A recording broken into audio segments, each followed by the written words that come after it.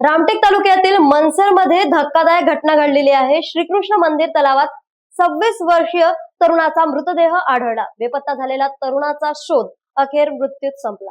नागपूर जिल्ह्यातील रामटेक तालुक्यातून एक धक्कादायक घटना समोर आलेली आहे। मनसर येथील श्रीकृष्ण मंदिर तलावात एक 26 वर्षीय तरुणाचा मृतदेह आढळून आल्याने परिसरात खळबळ उडालेली आहे। मृत तरुणाचे नाव तरुण कश्यप असून तो गुरुवारी रात्री अचानक घरातून बाहेर पडला होता। त्याच्या बेपत्ता होण्यामुळे कुटुंबियांनी त्याचा शोध सुरू केला होता। दरम्यान तलावाच्या काठावर त्याची दुचाकी, मोबाईल आणि चप्पल आढळून आल्याने संशय अधिक गडद झाला।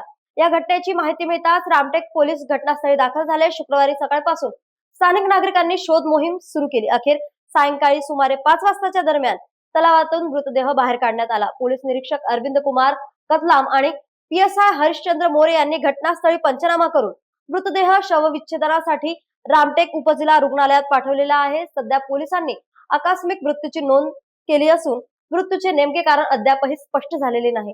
या प्रकरणी पुढील तपास मनसर पोलिसांकडून सुरू आहे। न्यूज एक्सप्रेस करता रामटेक वरून पंकज चौधरी यांची बातमी।